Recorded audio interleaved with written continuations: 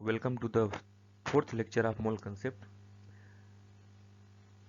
Okay हम लोगों ने यहाँ तक पढ़ रखा था कि लिमिटिंग रिएजेंट किसी भी रिएक्शन, अगर कोई भी रिएक्शन दी हुई है तो हम उसमें डायरेक्ट लिमिटिंग रिएजेंट कैसे बता सकते हैं।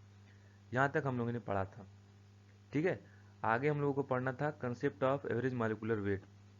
चलिए इसको पढ़ते हैं। Concept of average molecular weight, यानी एवरेज मॉलिक्यूलर वेट का क्या कंसेप्ट है, क्या होता है। तो एवरेज मॉलिक्यूलर वेट आपको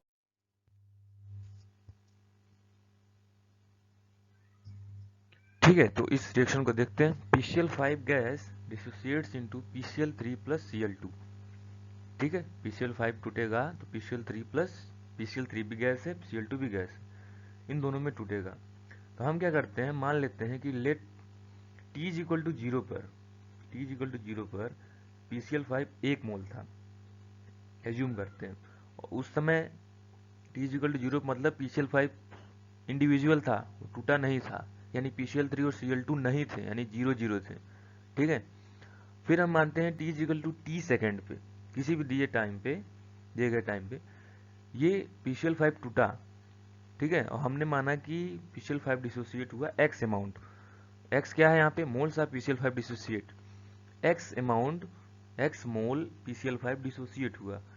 तो X मोल डिसोसिएट हुआ मतलब X मोल कम हो गया PCl5, तो यहाँ कितना बचा, दैट इज 1 माइनस X मोल, और वही X मोल PCl3 बनेगा। ये कितना हो गया, X मोल। फिर Cl2 कैसे हो गया, X मोल। और 1 मोल PCl5 का वेट कितना होता है, 208.5 ग्राम होता है। तो 1 माइनस X मोल का वेट कितना होगा, ये मोल्स, दैट इज मोल्स, यानी 1 minus X remaining moles into molecular weight. तो कितना, 208.5 इंटू 1 माइनस X। उसी तरह 1 मोल PCl3 का वेट 137.5 ग्राम होता है, तो X मोल का कितना होगा, 137.5 इंटू X। फिर 1 मोल Cl2 का वेट कितना होता है, 71, तो X मोल का कितना होगा, 71X।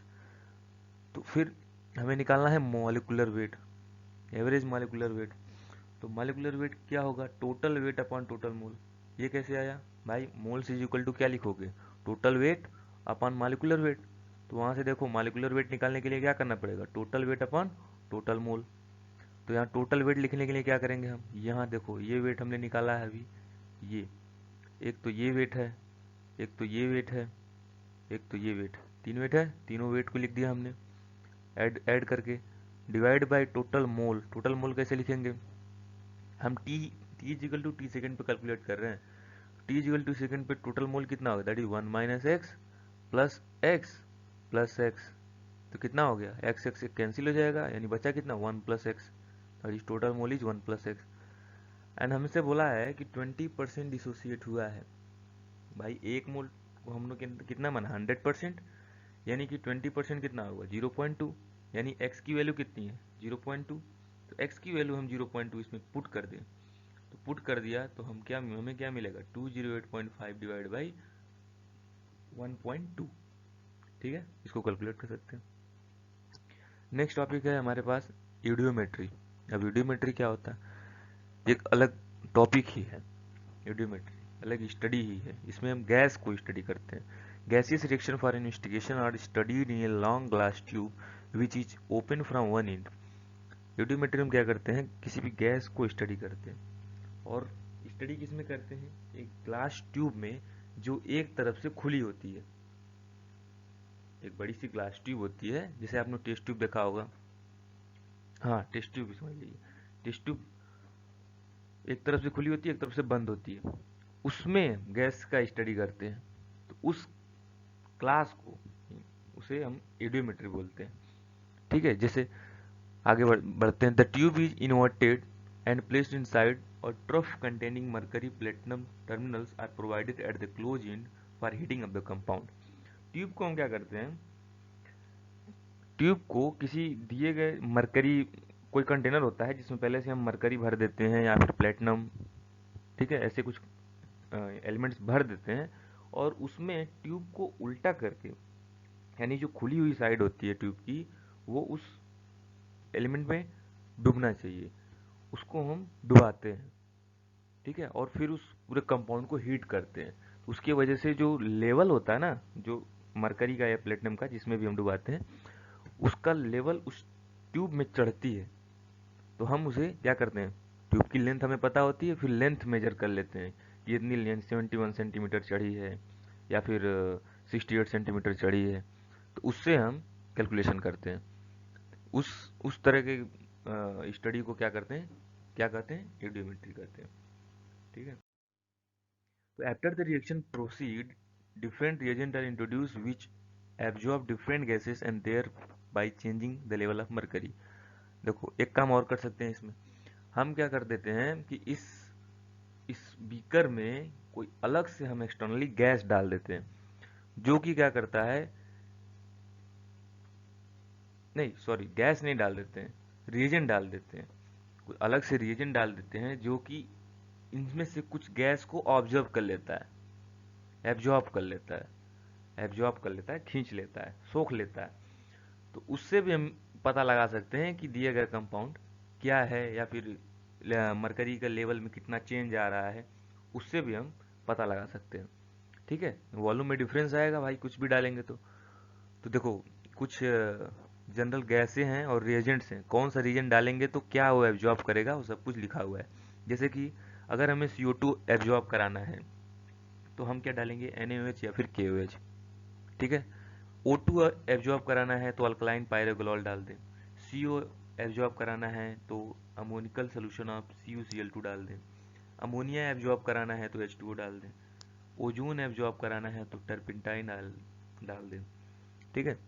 क्वेश्चन किस तरह के आते हैं, related to determining molecular formula, या तो मॉलिक्यूलर फार्मूला निकालने के लिए आएंगे, या related to determine percentage composition of mixture के परसेंटेज डिकम्पोजिशन बताने का, कितना परसेंटेज कंपोज होगा, कितना नहीं होगा, कितना बचेगा, ये बताने के लिए दो तरह के क्वेश्चन इसमें एडियोमेट्री में आते हैं। ठीक है। ओके, क्वेश्चन भी हम आगे देखेंगे, पहले कुछ इंपॉर्टेंट पॉइंट नोट्स कर लेते हैं। पहला क्या है, any hydrocarbon taken with the oxygen will always gives CO2 and H2। ये हमेशा याद रखिएगा, कोई भी हाइड्रोकार्बन हो, एनी टाइप ऑफ हाइड्रोकार्बन, अगर हम ऑक्सीजन के साथ उसकी रिएक्शन कराएं तो वो CO2 प्लस H2O बनाता ही है। किसी भी हाइड्रोकार्बन का O2 के साथ ऑक्सीजन का मतलब क्या होता है, उसे जलाना, यानी उसका कंबशन करना, दिस इज कंबशन रिएक्शन, उसका कंबशन कराना है। जब भी हाइड्रोकार्बन का कंबशन कराएंगे तो CO2 प्लस H2O निकलेगा ही निकलेगा। ठीक है।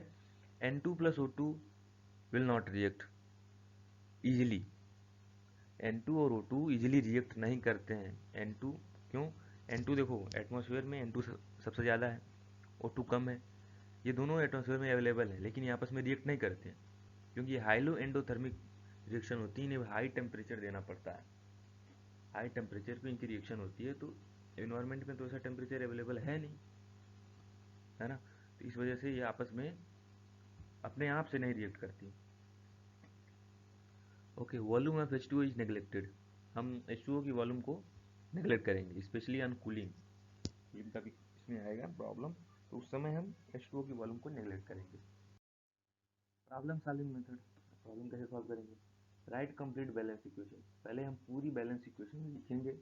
ठीक है, जो भी इक्वेशन दिया उसको बैलेंस करेंगे, फिर क्या करेंगे, write the use the news quantity, same procedure हर जगह होगा। सबसे पहले हम इक्वेशन को बैलेंस करेंगे, सेकेंड टाइम हम यूज्ड अनयूज क्वांटिटी लिखेंगे, यानी कितना चीज़ें हमें दी है, कितना यूज हो गई है, कितना बची है, वो सारी चीज़ें डेटा लिखेंगे हम। उसके बाद equate them to their respective reagent, उसके बाद जो भी रिएजेंट उसमें दिया हुआ है उसके जो भी मतलब पूछे उसमें उसके क्रॉस ऑफ फिर निकाल लेंगे। ठीक है। ये क्वेश्चन यहाँ पे नहीं लिखा हुआ है, उसके लिए अभी हम क्वेश्चन भी दिखाएंगे आगे, लेकिन अभी ये रिएक्शन में सोच रहा हूँ आपको बता दूँ, ये रिएक्शन क्या चीज़ लिखी हुई है, ये एक बार थोड़ा सा ध्यान दीजिएगा, इस रिएक्शन को मैं सोच रहा हूँ बता दूँ ये क्या है। ठीक है, ध्यान से देखिएगा, ये देखिए यहाँ पे लिखा है CXHY, जनरल हाइड्रोकार्बन, कोई भी हाइड्रोकार्बन का टाइप क्या होता है, CXHY, कुछ कार्बन कुछ हाइड्रोजन, जैसे C2H2, ठीक है, C2H4, C2H6, CH4, यानी कार्बन और हाइड्रोजन के साथ मिलकर हाइड्रोकार्बन बनाते हैं। तो CXHY टाइप के होते हैं, उसका हमने कंबसन करा, ये मत देखिए अभी अब, O2 के साथ क्या बनाएगा, CO2 प्लस H2O बनाएगा। इतना ही आप देखो, CXHY plus O2 CO2 plus H2O बनाएगा। और हमें क्या करना है, मैंने क्या बोला, सबसे पहले कंप्लीट बैलेंस इक्वेशन लिखनी है, तो इसे हमें क्या करना पड़ेगा, बैलेंस करना पड़ेगा। अब यहाँ देखो आप CO2 बन रही है, यानी इधर कार्बन सिर्फ यहीं से मिलेगा CO2 से ही, और यहाँ कार्बन कितना है, X है, यानी इधर यहाँ X से मल्टीप्लाई कर दें तो कार्बन क्या हो जाएगा, बैलेंस हो जाएगा। कार्बन हो गया अपना बैलेंस। अब क्या करते हैं, अब देखो यहाँ क्या है, अब हम करते हैं क्या, हाइड्रोजन बैलेंस करते हैं। हाइड्रोजन यहाँ कितना है, Y है, दिख रहा है, हाइड्रोजन यहाँ कितना है, Y है, और इधर हाइड्रोजन सिर्फ और सिर्फ कहाँ से मिलेगा, H2O से। अब H2O में दो हाइड्रोजन है, यहाँ दिख रहा होगा, दो हाइड्रोजन, दो हाइड्रोजन है, तो हमें क्या चाहिए, एक ही भाई दो हाइड्रोजन है, और हमें Y चाहिए, तो Y/2 से अगर मल्टीप्लाई कर दें तो 2 और 2 कैंसिल हो जाएंगे, और बचेगा कितना, Y हाइड्रोजन, जो कि इस हाइड्रोजन से बैलेंस हो जाएगा, यानी अब हाइड्रोजन भी बैलेंस हो गया। अब बचा क्या, ऑक्सीजन। अब ऑक्सीजन, ध्यान से इधर ऑक्सीजन गिनो कितना है, ध्यान से, तो इधर आप देख सकते हैं ऑक्सीजन कितना है, ऑक्सीजन है अपना O2 into x, that is 2x, दिख रहा है, O2 इंटू एक्स, या दो ऑक्सीजन इंटू एक्स, यानी कि 2x यहाँ है, और y/2 यहाँ पे है, y/2 इंटू वो, यानी y/2 यहाँ पे है ना। अब क्या करना है, हमें यहाँ पे कितना बनाना होगा फिर, 2x प्लस y/2 इधर हमें बनाना है। तो हम देखो x प्लस y/4 से अगर मल्टीप्लाई कर दें तो क्या बनेगा, 2 इधर मल्टीप्लाई हो जाएगा x में साथ, यानी 2x हो गया, और y/4 का मल्टीप्लाई 2 से हो जाएगा, जो y/2 हो जाएगा, यानी 2x प्लस y/2 इधर भी बन गया। इस तरह ऑक्सीजन बैलेंस हो गया। ठीक है, बाकी क्वेश्चन मैं दिखाऊंगा तो ये भी बताऊंगा, क्वेश्चन का सोल्यूशन है वैसे, आगे मैं बताता हूँ इसको।